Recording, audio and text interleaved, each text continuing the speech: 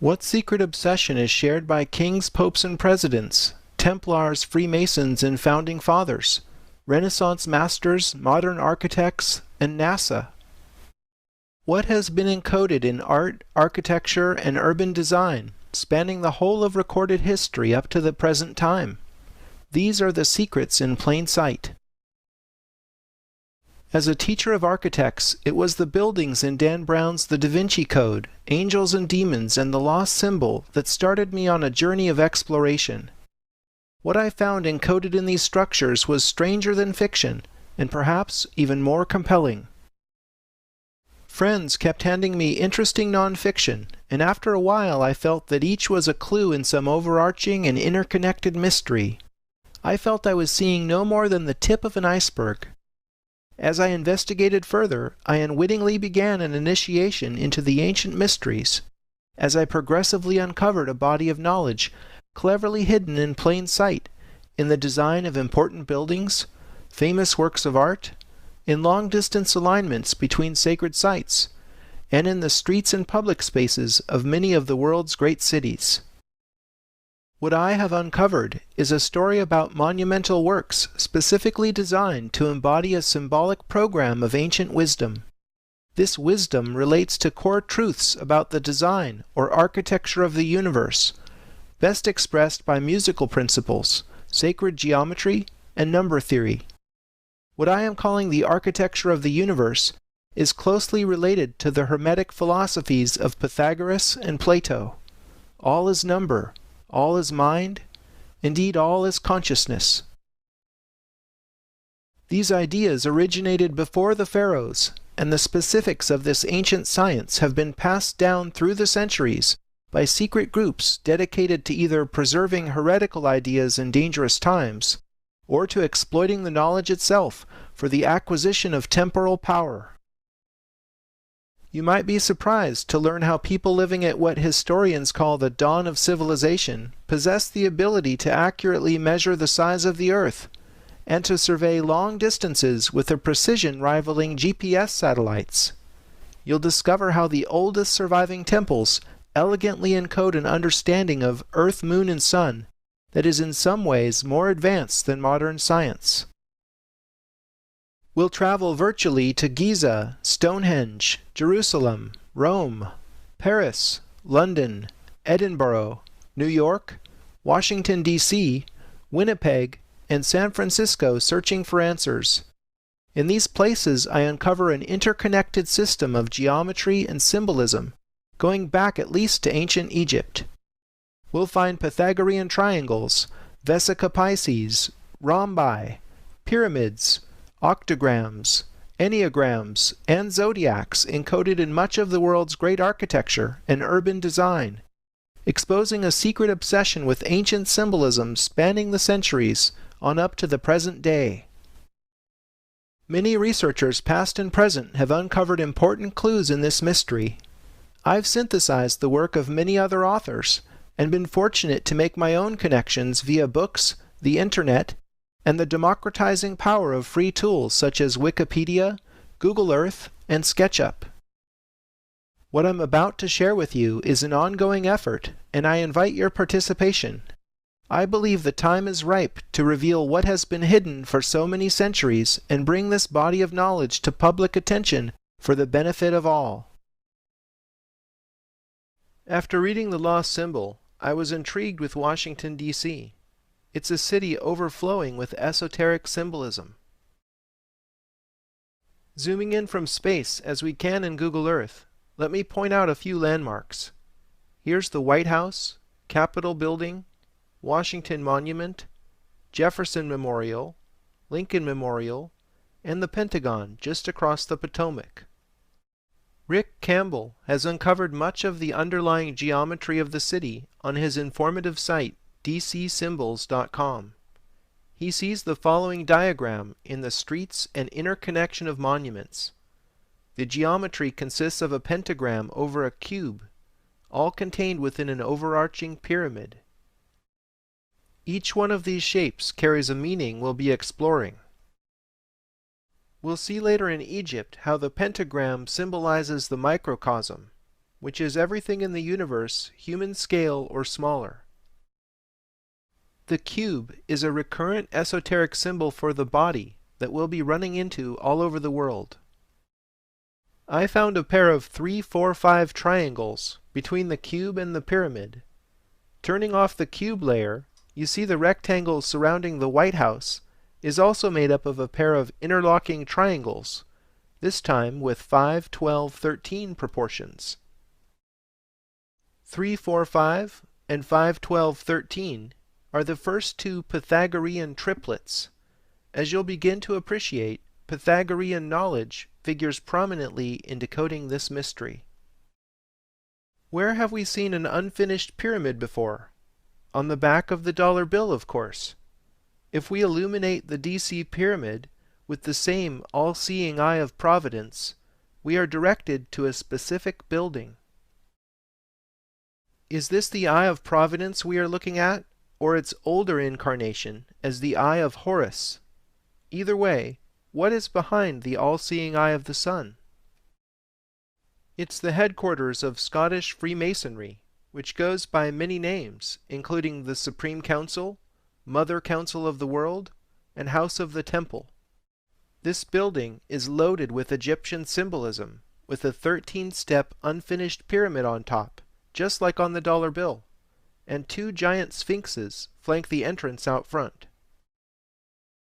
The architect John Russell Pope modeled the 1911 building after the Mausoleum of Halicarnassus, now a part of Turkey.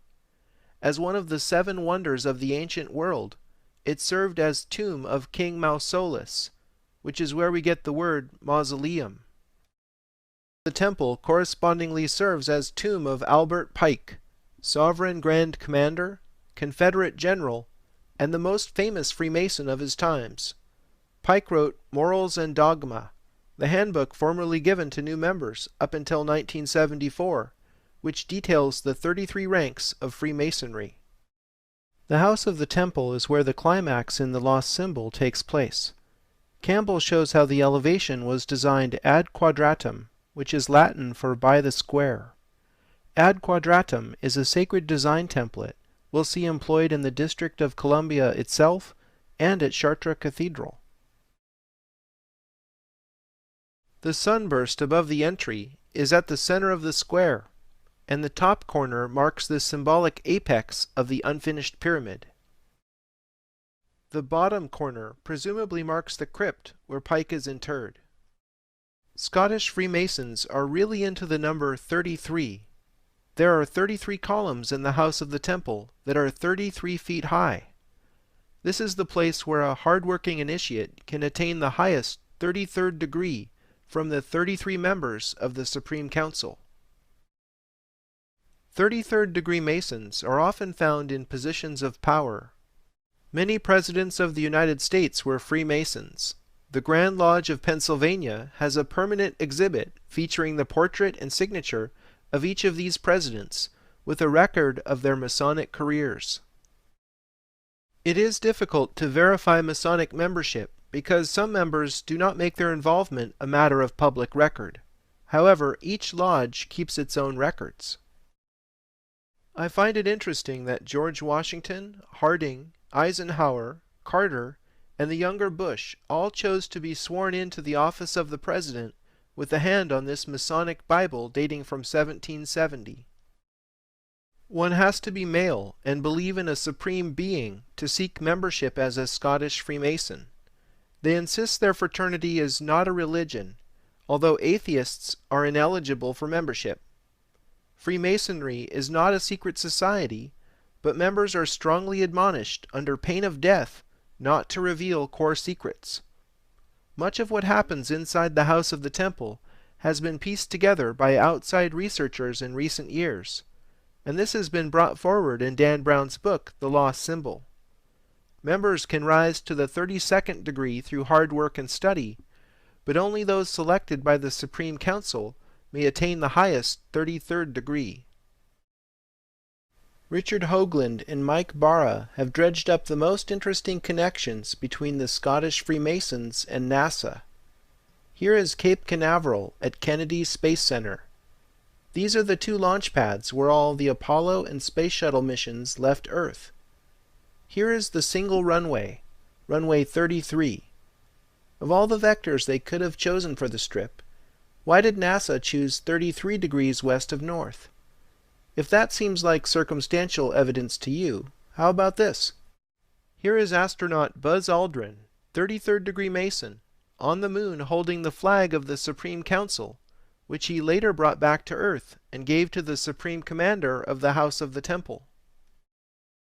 These examples show that the Freemasons and NASA are obsessed with this number. I'm wondering what's so special about 33? Where else does this number appear? Jesus is said to have performed 33 miracles and to have died at age 33. Perhaps this is no coincidence. The Bible says King David, father of the famous Solomon who built the first temple in Jerusalem, reigned for 33 years.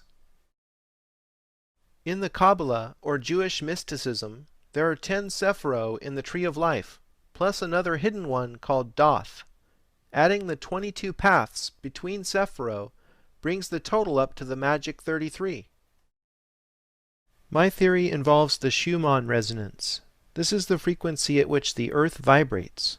Scientists have measured this standing wave at 7.83 Hz, with a wavelength equal to the circumference of the Earth. This inaudible low hum is due to lightning discharges in our conductive ionosphere, causing the planet to actually ring like a bell. If you do the simple calculation, which I've done here in a spreadsheet, you'll see that middle C is 33 harmonics, or 32 overtones above the Schumann resonance. Sound implausible? Think of it this way. Our bodies resonate 33 octaves above the Earth's fundamental vibration. This fits with the ancient Hermetic motto, as above, so below. I find it incredible that the UN emblem divides the Earth into 33 sectors. This has to be more than coincidental. The human spinal column appropriately has 33 vertebrae if you count the fused bones in the lower spine individually. 33 might very well be built into the architecture of the universe. For further confirmation, let's take a look at the Great Seal of the United States of America as shown on the back of a $1 bill. Let's start with the obverse side of the Great Seal. That's the side with the eagle.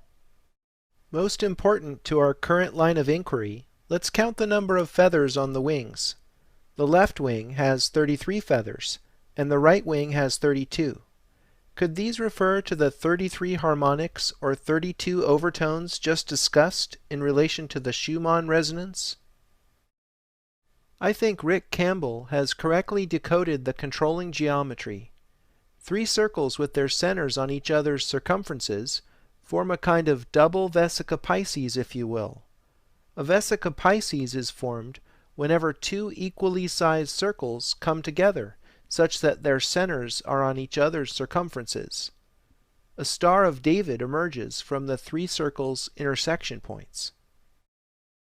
Examining the reverse of the Great Seal, we find the same controlling geometry. Look at the letters picked out of the mottos Annuit Coptis and Novus Ordo Seclorum. Never mind right now what these mottos signify. The letters at the points of the Star of David are A, S, N, O, and M. Rearranging, we get Mason. So to summarize, we've seen how the House of the Temple presides over a street pyramid in Washington, D.C. There is a clear Masonic connection to the office of the President, NASA, and the United Nations. The Scottish Freemasons are obsessed with the number 33, which is echoed in the Judeo-Christian tradition, having a resonance both with the human body and the earth. It's no secret that Masons trace their history back through the Knights Templar. I was amazed to discover there is an urban village straight across the Potomac from the White House called Rosslyn. Many researchers believe one of the Templar factions fled to Scotland after the infamous raid that destroyed their order. Rosslyn Chapel in Scotland was the place featured in the Da Vinci Code, where Sophie learned she was a direct descendant of Jesus, and where she was reunited with her bloodline. Friday the 13th, October 1307, was the date most of the Templars got arrested, had their considerable assets seized, were interrogated and tortured to death by agents of the French king, acting in cooperation with the Pope. Knowing the connections between the Templars, Rosslyn Chapel in Scotland, and the Scottish Freemasons made me take a closer look at Rosslyn, Virginia. Rosslyn has two important features, a dense urban village and the Marine Corps War Memorial.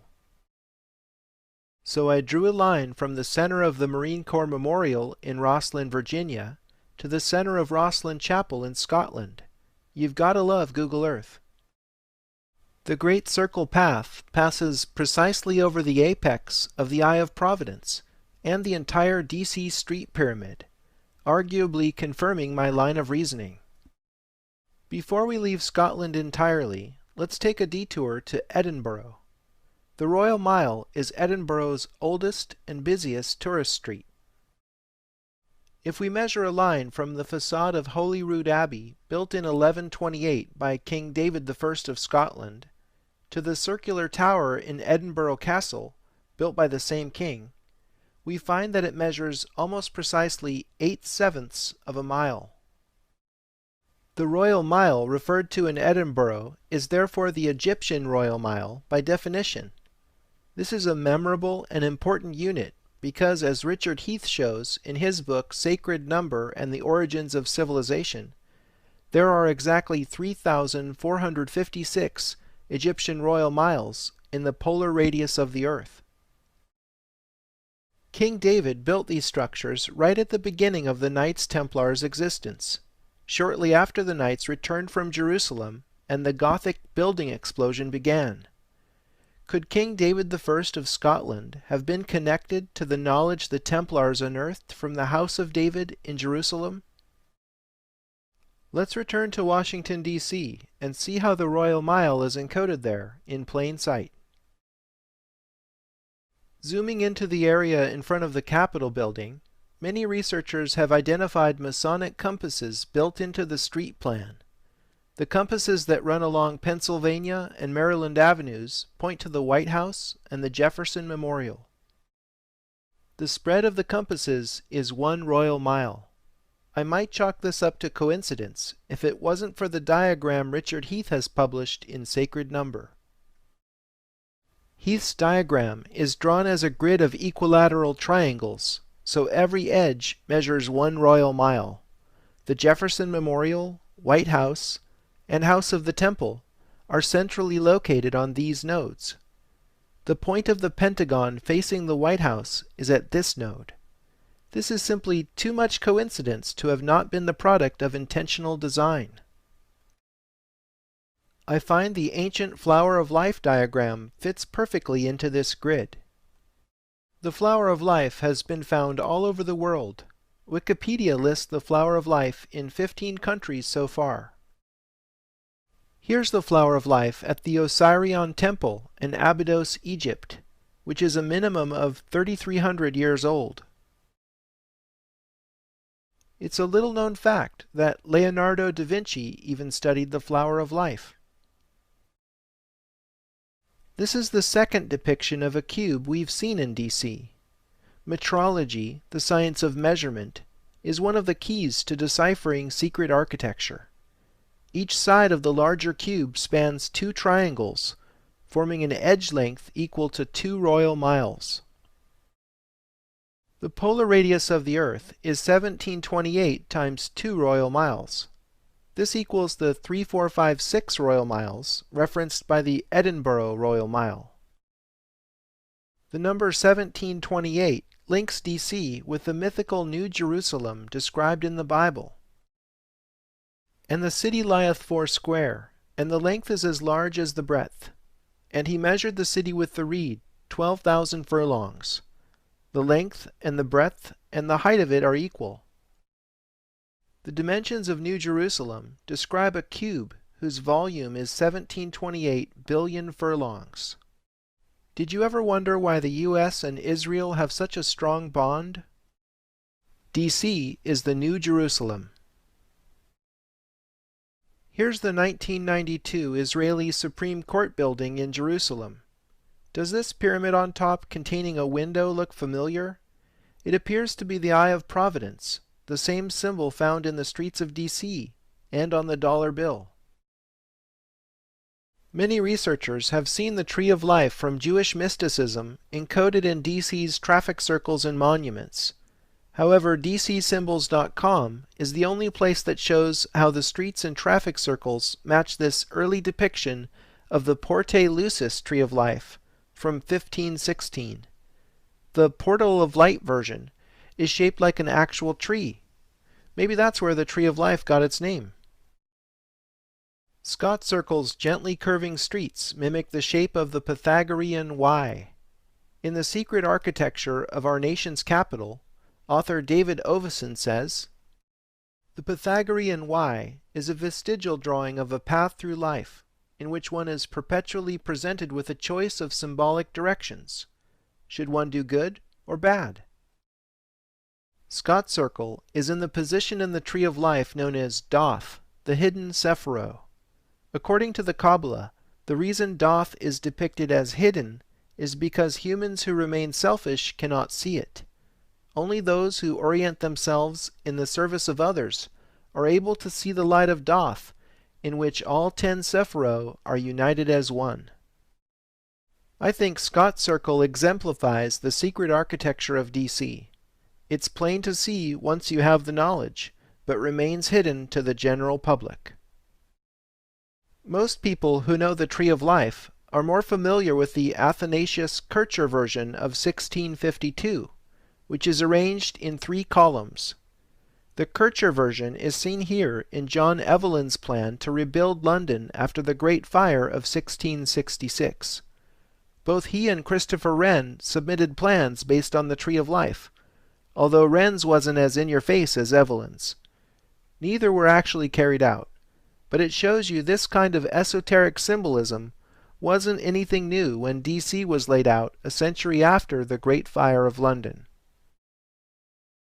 As you've seen, there is a deep connection to Judaism, both in the Tree of Life and in the metrology of Richard Heath's larger cube that links Washington, D.C.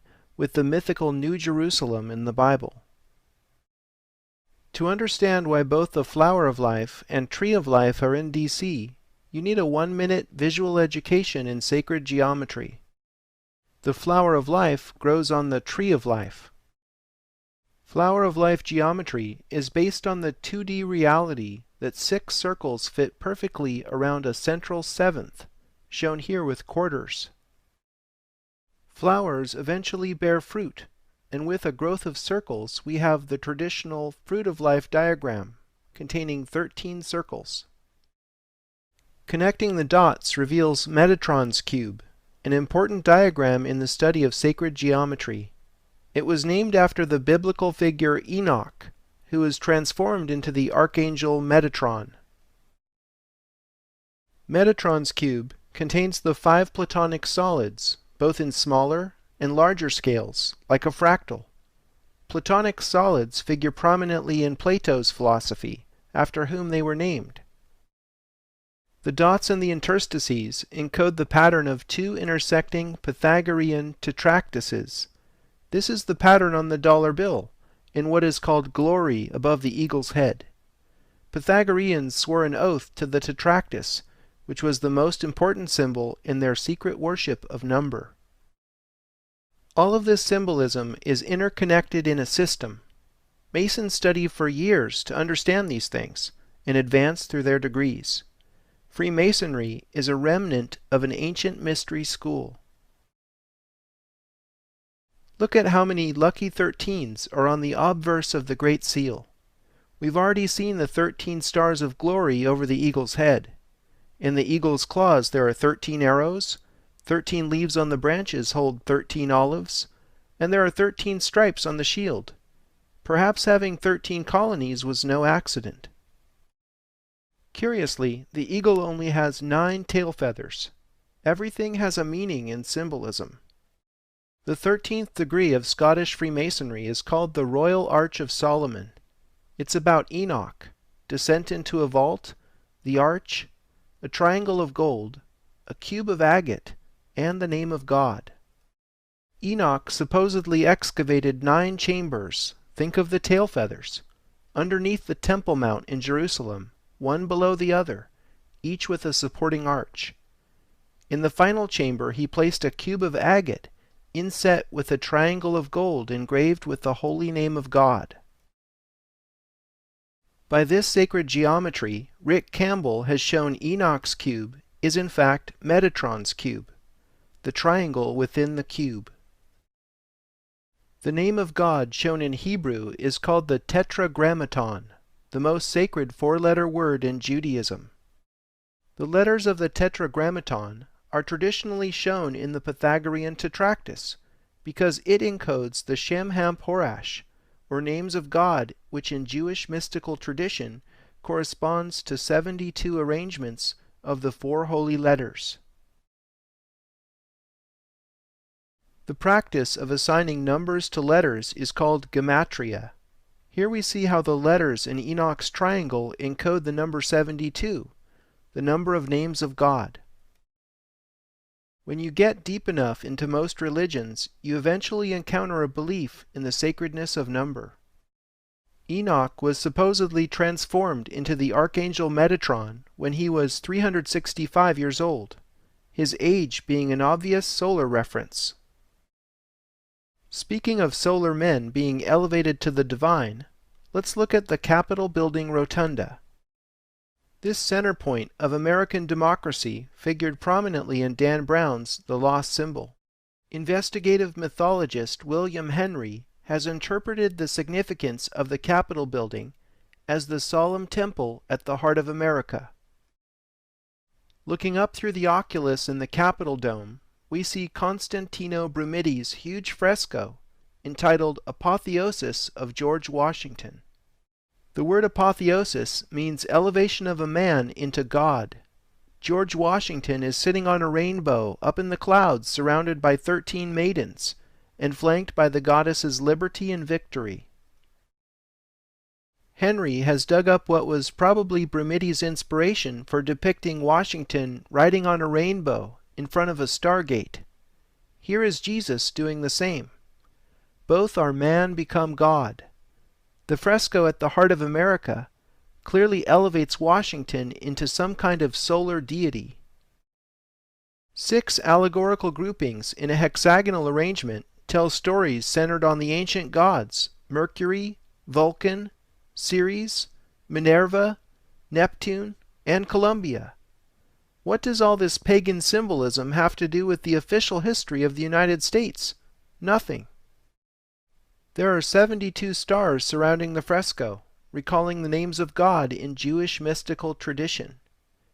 An astronomical take on this number of stars is the fact that it takes 72 years for the Earth to precess 1 degree. We'll be learning more about the precessional cycle in Rome. Looking deeper, there are several crypto-references to the Egyptian goddess Isis, particularly in the allegory of agriculture. Flora with exposed breast, and young America in liberty cap stand in front of Ceres, goddess of agriculture. A sheaf of wheat is often used to depict the goddess of nature, shown here as Virgo. An exposed breast and the liberty cap are well-known attributes of Isis, used extensively during the French Revolution. Here the symbols are shown together in Delacroix's Liberty Guiding the People. The goddesses personified on both sides of the Atlantic as nature, reason, liberty, freedom, and Columbia are all esoteric references to the Egyptian goddess Isis. Here's a silver dollar showing liberty with a liberty cap on a pole. This particular coin happens to be worth well over 6 figures today. The seal of the U.S. Senate shows the now familiar red cap as well. To top it off, the goddess Freedom on the outside of the Capitol dome and recently in the middle of the Capitol Visitor Center, are yet more depictions of you-know-who. The architects of the Capitol are clearly obsessed with the secret worship of Isis. Following the goddess Liberty upward, we see how the entire District of Columbia was originally surveyed by George Washington in 1791. The mile markers are placed ad quadratum, just like the elevation of the House of the Temple built more than a century later. This later organic interruption in the lower portion of the square became Alexandria, Virginia. In the ancient world, Isis had an important temple on the island of Pharos, just outside Alexandria, Egypt. Pharos was the location of the Lighthouse of Alexandria, wonder of the ancient world. The light that shone from it was the Stella Maris, star of the sea, one of the many epithets for Isis. The highest point in Alexandria, Virginia, has a replica of the ancient lighthouse, in the form of the George Washington Masonic National Memorial. George Washington and many of the founding fathers were, of course, well-known Freemasons. Pay special attention to the 3 cubes forming the body of the lighthouse. We'll see this symbolism again in London, and finally decode it in Paris. How is it that we keep finding secret connections to Isis and ancient Egypt in a country that has no ostensible reason to make this symbolic linkage?